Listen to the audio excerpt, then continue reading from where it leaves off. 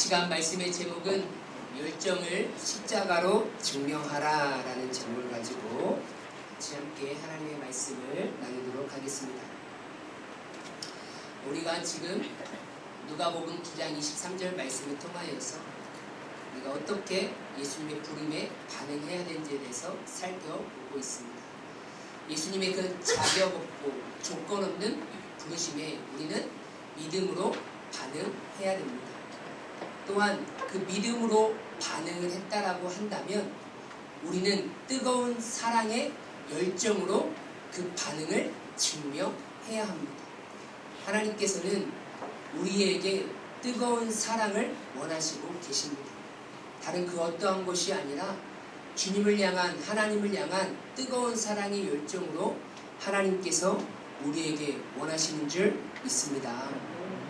그리고 또한 이렇게 우리가 뜨거운 사랑의 열정으로 증명을 해야 되는데 그 열정을 뭘로 증명해야 되느냐?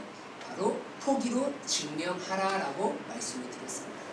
여기서 말하는 포기는 예수님께서 자기를 부인하라라고 이렇게 말씀을 하셨죠. 그럼 우리는 자기를 부인하는 그러한 삶을 살아가야 되는데 어떤 자기 부인이 우리의 삶 가운데 있어야 되느냐?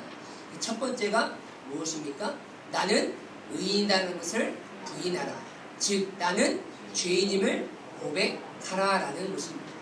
늘 항상 우리는 하나님의 은혜가 없이는 살아갈 수 없는 존재입니다 라는 것들을 날마다 고백하면서 하나님의 은혜를 구하며 살아가야 하는 것을 우리는 잊지 말아야 되는 것이죠. 두 번째 무엇입니까?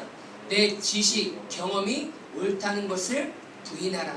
즉 나의 무지함을 고백하라 라는 것입니다. 우리가 살아가면서 다양한 지식과 경험을 많이 하지만 그것이 매우 중요하게 여겨질 수도 있겠지만 나의 지식과 경험이 하나님의 말씀 앞에서는 아무것도 아니다라는 것을 우리는 인정하며 살아가야 될 줄 믿습니다.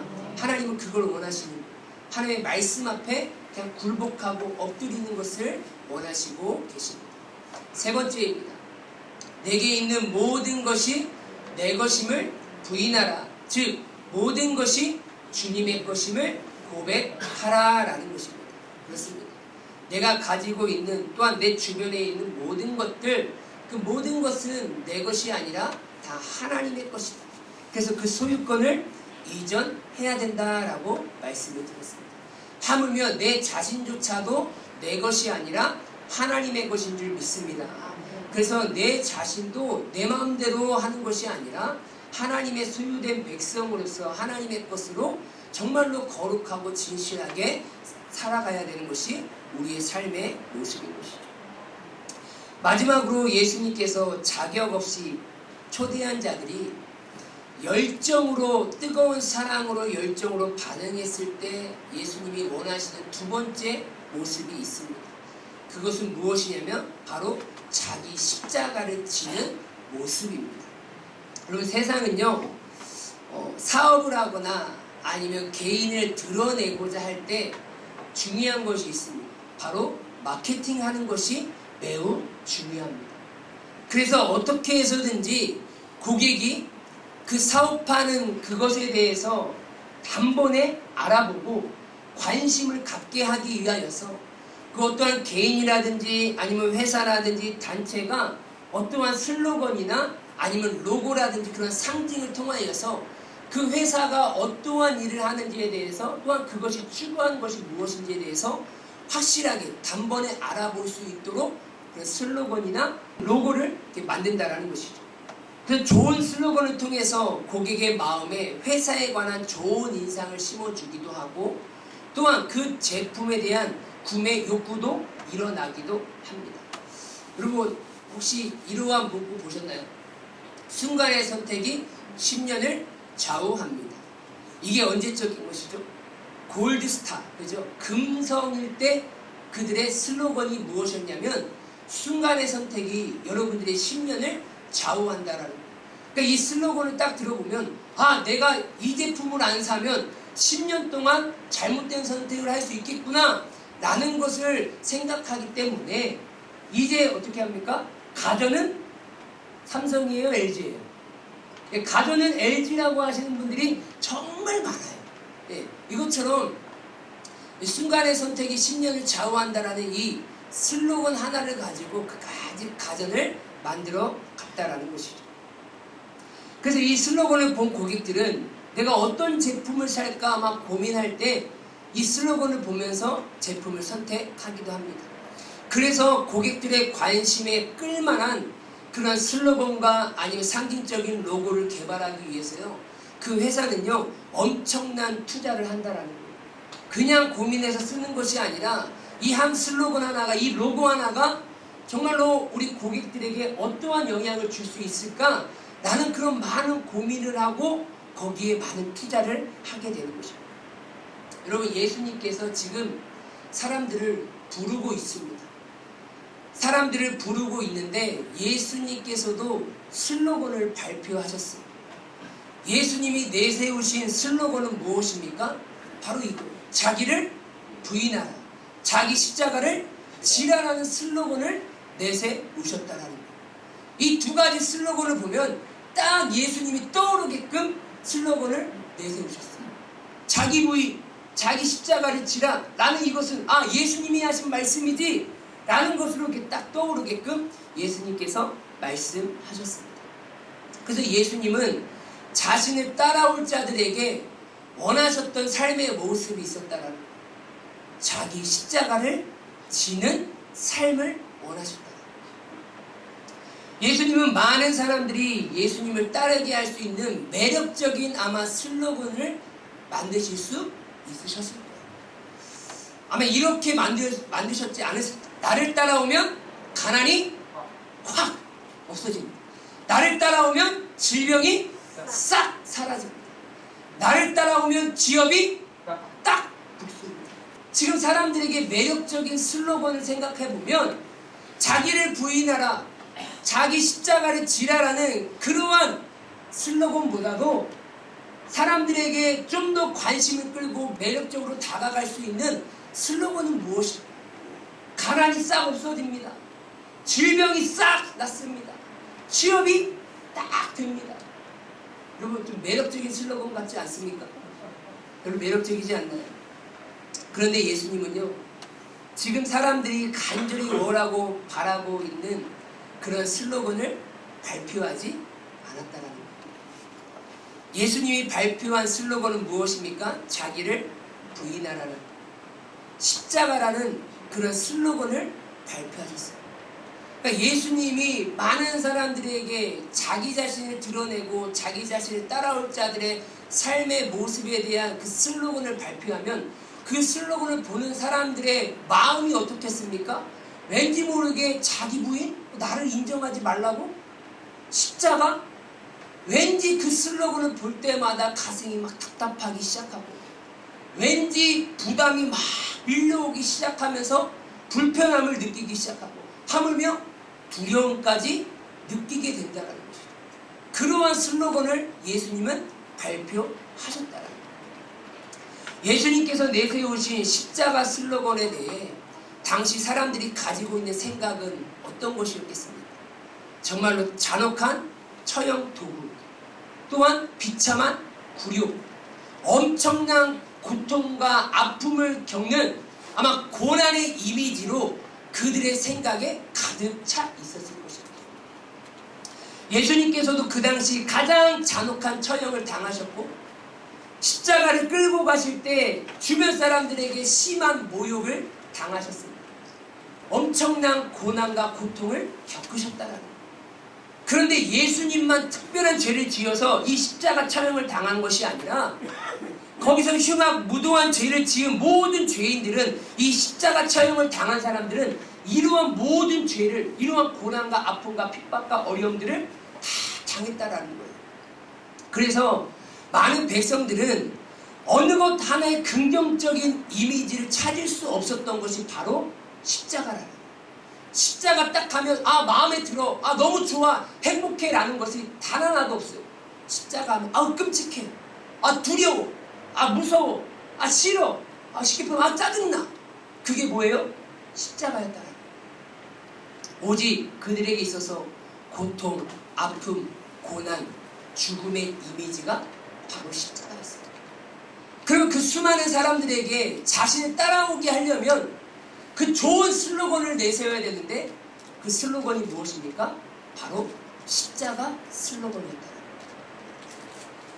그런데 왜 예수님은 사람들에게 전혀 매력이 없는 이미지인 그 십자가 슬로건을 택하셔야만 했냐는 겁니다. 예수님께서 지금 부르려고 하는 사람이 누구인지를 우리는 정확하게 인식해야 합니다. 그리고 예수님은요, 예수님이 기적을 행할 때마다 와 예수님 짱이에요, 예수님 멋있어요, 이렇게 예수님을 환호성하며 예수님을 따라다니는 군중, 팬을 지금 찾고 계시는 것이 아닙니다. 예수님은 사람의 인기를 얻으며 사는 삶을 꿈꾸고 계시는 분이 아니십니다. 예수님의 관심은 사람이 나를 지금 몇 명 따라오느냐의 그 숫자에 관심이 없으셨습니다. 예수님이 부르려고 한 사람은 단 한 사람입니다. 바로 그 사람이 누구입니까? 바로 제자인 줄 믿습니다. 그럼 제자는 어떤 사람입니까? 예수님이 가신 그 길을 어떻게 따라가는 자예요? 동일하게 따라가는 자예요. 그러니까 예수님이 가신 그 길, 그 발자취를 동일하게 따라가는 그 제자를 지금 예수님은 부르시고자 하시는 거였어요. 예수님은요, 1만 명의 군중을 원하는 것이 아니라 진정으로 내가 가고자 하는 그 길을 나와 동일하게 따라올 한 명의 제자가 있다라고 한다면 그 한 명의 제자를 부르시고자 하신다라고. 그럼 오늘 이 시대에도 하나님께서 원하시는 사람은 어떤 사람입니까? 1만 명의 교인을 원하시는 것이 아니라 한 사람의 그리스도인을 원하시는 줄 믿으시길 바랍니다. 그럼 그냥 교회 다니는 사람을 하나님께서 원하시는 것이 아니라 진정으로 예수님이 원하시는 그 길을 끝까지 함께 걸어갈 그리스도인을 하나님은 찾고 계신다. 자기에게 유익이 되는 기적을 보이면 예수님을 따라다니고, 유익이 되는 기적이 없으면 단번에 사라지는 쭉정이 같은 그러한 군중들을 부르시는 것이 아니라 어떠한 상황 속에서도 예수님이 가신 그 길을 꿋꿋하게 걸어갈 그 예수님과 동행하고 예수님과 함께할 그 제자를 부르시고 계신다. 그 사람이 단 한 명이라 할지라도 예수님은 그런 제자를 지금 찾고 계십니다. 예수님이 가셔야 되는 그 길은 어떤 길입니까? 화려하고 멋있고 편안한 길입니까? 아니에요. 예수님이 이제 가셔야 될 그 길은 십자가의 길입니다. 어떤 길이라고요? 십자가의 길이에요. 십자가의 길. 예수님 자신이 자기에게 맡겨진 십자가를 지고 걸어가셔야 합니다. 그러니까 예수님 자신은 내 자신이 십자가를 지고 가야 된다는 것을 알고 있기 때문에 십자가를 지는 삶을 살아갈 것인데, 나를 따라오는 제자들도 반드시 내가 진 십자가를 진 것 같이 자기 십자가를 지고 따라와야 하는데 그냥 아무나 부를 수 없다라는 것이죠. 그래서 예수님은 참된 제자를 세우시기 위하여서 사람들이 듣기에 매혹적인 슬로건을 제시한 것이 아니라 정말로 진짜 제자를 부르시기 위하여서 예수님이 가신 그 길, 그 모습 그대로 자기를 부인하며 자기 십자가를 져야 할 그 제자를 부르기 위하여서 그 슬로건을 내세웠다라는 것입니다. 예수님은 제자를 부르실 때 내가 짊어지고 간 십자가를 짊어지고 따라올 참 제자를 찾고 있었습니다. 그렇다면 예수님을 따라가기로 결정한 모든 제자들은 예수님께서 먼저 본을 보이셨던 반드시 그 십자가를 지고 따라가야 하는 것이죠. 그렇지만 2000년 전이나 지금이나 그 십자가를 지고 가야 하는 그 사람들은요, 더 편리하고 편안하게 질 수 있는 방법은 없다라는 것입니다. 십자가를 짊어지는 방법의 형태나 모습은 조금씩 달라질 수는 있지만 그 십자가를 지는 방법은 편안해지지 않는다라는 것입니다. 그래서 2000년 전이나 지금이나 십자가는요, 매력적이지가 않아요. 왜요? 2000년이 흘러서 지금의 십자가는 내가 생각하기에, 내가 느끼기에 참 편안하게 질 수 있을 것 같아 라고 생각하면요, 그 십자가는요 매력있게 다가올 수 있어요. 하지만 예수님 때의 십자가나 지금 2025년도에 내가 짊어지고 가야 할 나의 십자가나 동일하게 힘들고 어렵다라는 것이죠. 그 십자가는 죽음을 의미하고 고난을 의미하고 때로는 굴욕을 의미합니다. 하지만 사람들은요, 이 죽음, 고난, 굴욕을 싫어하는 본성이 있습니다. 그렇지 않습니까? 누가 굴욕받고 싶은 사람이 어디 있겠어요? 누가 고난을 당하고 싶은 사람이 어디 있겠습니까? 누가 빨리 죽고 싶은 사람이 어디 있겠어요? 사람은 천성적으로 본성적으로 그러한 것을 별로 좋아하지 않아요. 그래서 사람은요, 어떻게 해서든지 편안한 삶을 추구하는 것이 우리의 사람의 모습입니다. 즉 십자가는 편안함과 안락함을 추구하는 존재가 아니다라는 거예요. 그래서 사람들에게 지금보다 더 편안함, 편리함을 주는 것이 인기가 많아요. 그렇지 않습니까? 여러분 한번 생각을 해보십시오. 우리의 생활을 하는 데 있어서, 내가 생활하는 데 있어서 좀 더 편리하고 편안함을 주는 것들이 지금 계속해서 발전되고 있잖아요.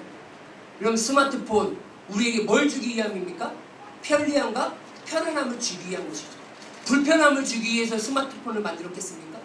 아니죠. 여러분 뭐 가전제품 한번 보세요. 뭐 청소기부터 시작해가지고 냉장고, 뭐 식세기, 뭐 다양한 뭐 건조기부터 시작해가지고 다양한 모든 것들은 사람이 불편하지 아니하고 힘들지 아니하고 어렵지 아니하고 좀 더 편안한 삶을 살아갈 수 있게끔 계속해서 그런 것들이 발전되어져 가고 있는 것입니다. 그래서 많은 사람들에게 인기 있는 것은 나에게 편리함을 주느냐, 편안함을 주느냐, 그것이 인기가 많이 있습니다.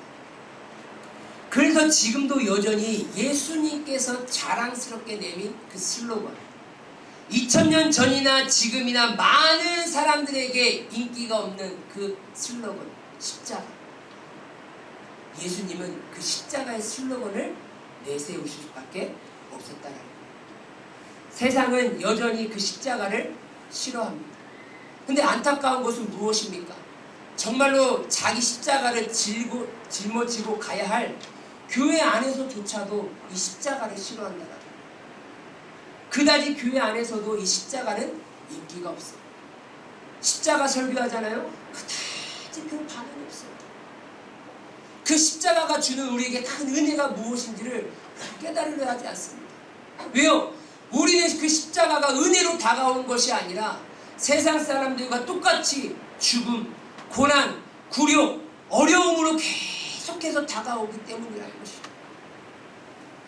아마도 예수님께서 다시 재림하시기 전까지 이 십자가는요, 인기가 없을 것입니다.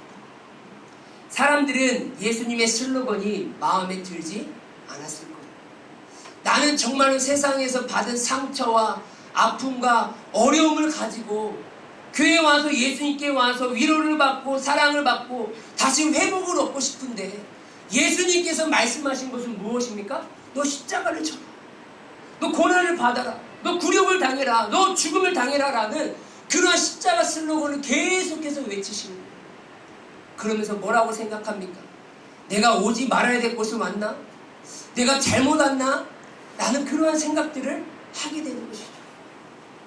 예수님은 이런 사람들의 마음의 상태와 많은 사람들이 예수님을 따라오지 않을 것이라는 그런 상황을 알고 있음에도 불구하고 예수님은 예수님의 슬로건, 이 십자가와 자기 부인을 내세울 수밖에 없으셨습니다.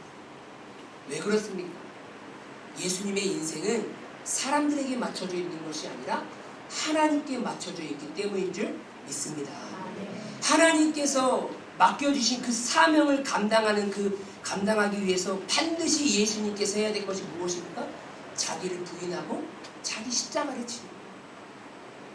모든 죄인들을 구원하기 위한 그 구원의 사명을 감당하기 위해서 예수님께서 반드시 져야 될 것이 무엇입니까? 십자가라는 거예요. 그 십자가를 지지 않으면 예수님께서 이 땅에 오실 이유가 없는 것이죠. 그래서 예수님은 많은 사람들이 싫어하고 매력적이지 아니하는 그 자기 부인 또한 십자가 슬로건을 내세울 수밖에 없었던 것입니다. 또한 예수님은 우리를 부르실 때와 마찬가지로 강요하지 않았다라는 거예요. 예수님께서 제 십자가를 지고 이렇게 말씀하셨습니다. 여기서 진다라는 얘기는요, 명령형이고 능동태 형태를 가지고 있습니다. 예수님께서 분명히 말씀하셨어요. 십자가를 지라라는 것은 명령이에요. 즉 예수님을 따라가야 하는 사람은 반드시 자기 십자가를 져야 하는 삶을 살아가야 한다라는 거예요. 그런데 그 형태가 어떤 형태냐면요, 능동태라는 거예요. 수동태가 아니라 능동태입니다. 여러분, 수동태로 그의 마음으로 십자가를 지면 어떤 마음이겠습니까? 나 십자가 지기 싫은데, 정말 싫은데, 정말 마음에는 하나도 없지만 억지로 지는 것이 바로 수동태적인 마음의 십자가를 지는 거예요. 그런데 능동태는 어떤 마음입니까? 예수님이 지신 그 십자가 나도 지고 가야지 라고 하면서 기쁨과 감사함으로, 즐거움으로 그 십자가를 내가 의지를 가지고 지는 것이 바로 능동태적인 십자가를 지는 모습이다. 예수님은요, 우리가 억지로 십자가 지라는 것을 원하지 않으십니다. 십자가 지기 싫은데 여러분, 억지로 안 지셔도 돼요. 억지로 지는 십자가 하나님은 원치도 않습니다. 어떤 마음이에요? 그 예수님이 지신 십자가로 인하여서 내가 구원을 받게 되었고 받은 은혜에 감사하여서 나에게 주신 내 십자가를 기쁜 마음으로, 감사함으로, 의지를 가지고 지는 그 십자가를 지는 사람을 지금도 찾고 계시고 부르시고 계시는 줄 믿습니다. 그런 십자가를 져야 합니다. 우리는 그 십자가를 져야 되는데, 그런데 언제 져야 됩니까? 오늘 성경 말씀에 보니까 날마다 제 십자가를 지고 나를 따를 것이니라 라고 얘기하고 있어요. 여러분, 십자가는 내가 지고 싶을 때 지는 것이 아니라, 어느 한때만 딱 지는 것이 아니라 언제 지라고 얘기하고 있습니까? 날마다. 매일매일 나에게 주어진 그 십자가가 있다라는 것을 기억하면서 우리는 수동적인 것이 아니라 능동적으로 내게 주신 그 십자가 감사하며 예수님이 가신 그 길을 우리도 믿음으로 걸어가야 될 줄 믿습니다. 예수님은 그러한 모습을 원하시고 계시는 거예요. 그렇게 기쁜 마음으로, 감사함으로 자기 십자가를 날마다 지고 따라올 그 자를 지금 예수님께서는 부르시고 계시는 것입니다. 그렇다고 한다면 어떻게 하는 것이 날마다 자기 십자가를 지는 삶일까요? 우리는 날마다 나에게 주신 그 십자가를 지며 살아가야 하는데, 그 십자가를 지고 살아가는 그 삶은요, 사람마다 각자마다 다 다릅니다. 그래서 모든 사람에게 십자가를 지는 것은 이런 것이야 라고 명확하고 딱 떨어지게 말씀드릴 수가 없습니다. 왜 그러냐면요, 각 사람마다 주어진 상황과 형편과 또한 다양한 십자가의 형태의 모습들이 다르기 때문이라는 것이죠. 하지만 십자가를 질 때 다가오는 형태와 모습은 각기 다 다를 수는 있겠지만 그 십자가의 본질은 같다라는 거예요. 십자가의 뭐는 같다고요? 본질은 모든 사람들이 다 같아요. 깊이와, 십자가의 깊이와 넓이와 모양과 방법은 다를 수는 있겠지만 그 십자가를 지는 본질은 같다라는 것입니다. 그래서 제자로서 공통적으로 짊어져야 할 본질적인 자기 십자가는 무엇인지 살펴보도록 하겠습니다. 첫 번째, 다 같이 한번 읽겠습니다. 시작! 고난의 십자가를 지라. 아멘. 그럼 모양은 다 다릅니다. 방법은 다 다릅니다. 그 사람이 십자가를 지는 깊이와 넓이는 다 달라요. 그렇지만 동일한 건 하나예요. 고난이라는 것은, 그 고난의 십자가는 동일하다는 것입니다. 빌립보서 1장 29절 말씀, 그럼 다 같이 한번 읽도록 하겠습니다. 시작! 그리스도를 위하여 너희에게 은혜를 주신 것은 다만 그를 믿을 뿐만 아니라 또한 그를 위하여 고난도 받게 하려 하시니라. 아멘. 여러분, 그리스도를 위하여 너희에게 은혜를 주신 것은, 우리에게 구원의 은혜를 주신 것은 단순히 예수님을 믿고 끝나는 것이 아니라 예수님을 위하여서 무엇도 받게 한다는 거예요? 고난도 받게 한다는 것입니다. 여러분, 우리가 예수님을 믿는 삶에 대해서 정확하게 인식하는 것이 매우 중요한 거예요. 여러분, 내가 예수님을 믿고 믿음으로 반응해서 뜨거운 사랑의 열정으로 따라간다라는 것은요, 때로는 참을 수 없으리만큼 고통스러운 그런 십자가를 감내하겠습니다라고 믿고 따라가는 것이나 마찬가지다. 하지만 오늘날 예수님을 믿고자 하는 목적이 다 어디에 있습니까? 그리고 오늘날 예수님을 믿는 목적이 어디 있어요? 그를 믿을 뿐 아니라 그와 함께 여러분들 고난받으시려고 예수님 믿고 계십니까? 예수님과 함께 고난받으시려고 여러분 예수님 믿고 계세요? 뭐 어떤 예수님을 믿으십니까? 예수님을 믿으면 나의 인생이 어떻게 되기를 원하시면서 예수님 믿고 계십니까? 많은 사람들이 예수님을 믿어서 비춰냈던 내 인생이 이렇게 확 달라져가지고 그냥 부귀영화를 누리며 무병장수를 누리는 삶을 꿈꾸고 있습니다. 흙수저와 같았던 인생이 금수저가 되는 것이 신앙의 목적이 되어버렸습니다. 여러분, 제자의 삶은요, 그런 삶이 아닙니다. 예수님과 함께 고난받는 삶이 제자의 삶인 줄 믿습니다. 그렇게 하려고 우리를 예수 믿게 하시고 하나님의 자녀가 되게 하는 은혜를 허락해 주신 것이죠. 예수님은 정확히 아셨습니다. 나를 따라오는 제자의 삶은 세상 사람들이 추구하는 그러한 삶이 아니라 고난과 아픔과 어려움이 많다라는 것을 알고 있으셨어요. 그래서 예수님은 제자들을 보내실 때 이렇게 말합니다. 너희들은 양인데 너희들이 세상에 가는데 이리에게로 가는 것과 같다라고 얘기하셨어요. 여러분, 우리는 양입니다. 연약합니다. 그런데 우리가 세상에 나아갈 때 누구에게로 가는 거라고요? 늑대 이리에게나 가는 것이나 마찬가지다라고 예수님은 말씀하셨어요. 그 얘기는 무엇입니까? 내가 예수 이름 때문에 때로는 죽을 수도 있겠고 고난받을 수도 있겠고 어려움은 당할 수 있다라는 거예요.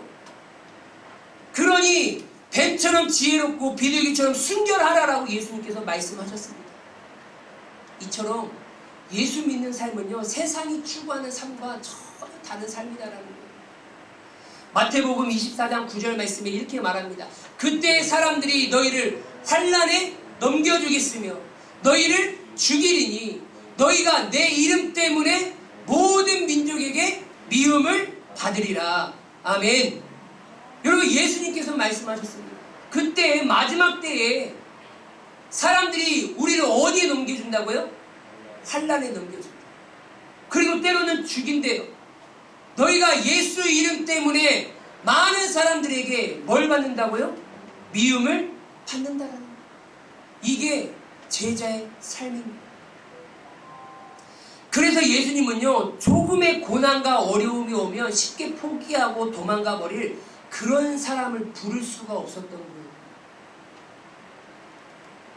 그런 사람을 찾을 수가 없었던 거예요. 그래서 슬로건을, 사람들이 좋은 슬로건을 내세울 수가 없었던 것입니다. 그 길이 어떤 길인지 정확히 말할 수밖에 없었어요.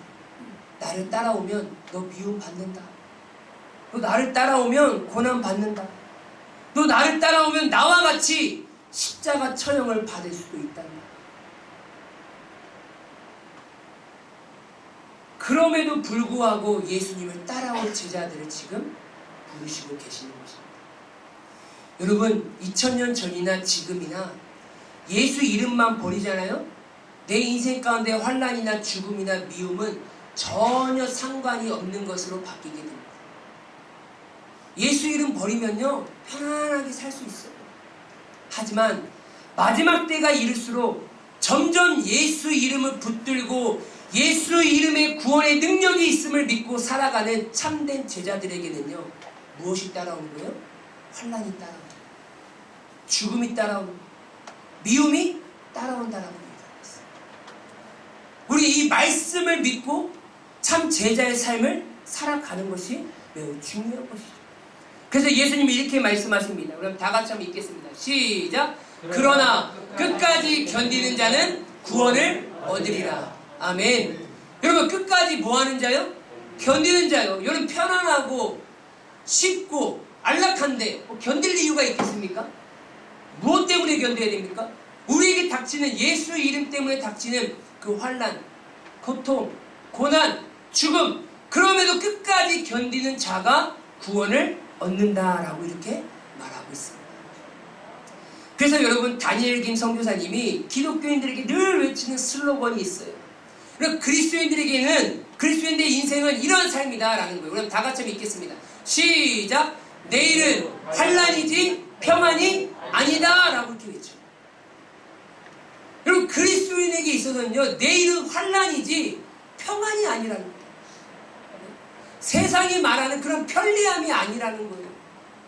끊임없이 늑대가 나를 언제 잡아먹을지 모르고 끊임없는 영적 전쟁 속에서 당하는 그런 고난과 아픔과 어려움을 겪어야 되는 환난이지, 우리가 세상 사람들이 말하는 그 추구함을 말하는 그러한 세상 평안이 아니다라고 이렇게 말하고 있는 것입니다. 참 진리를 붙들고 세상의 불의와 믿음으로 싸워 살아가는 참된 제자들의 삶은요, 세상으로부터 오는 온갖 비난과 핍박과 고난과 환난이라는 거예요. 그래서 디모데후서 3장 12절 말씀에 이렇게 말합니다. 무릇 그리스도 안에서 경건하게 살고자 하는 자는 박해를 받으리라. 아멘. 그럼 예수 안에서, 믿음 안에서 붙들고 살아가는 자는 뭐 한다고요? 박해를 받는다라고 얘기하고 있어요. 예수님께서 8복을 얘기하셨죠. 8번째 복이 무엇입니까? 의를 위하여 박해를 받은 자는 복이 있나니 천국이 그들의 것이다 라고 이렇게 얘기하고 있어요. 그러니까 나로 말미암아 예수님으로 인하여서 내가 욕을 당하고 피해를 당하고 어려움을 당하면 예수님이 뭐라고 얘기합니까? 기뻐하고 즐거워하래요. 왜요? 그 전부터 선지자들도 다 박해를 받았다라고 얘기하고 있습니다.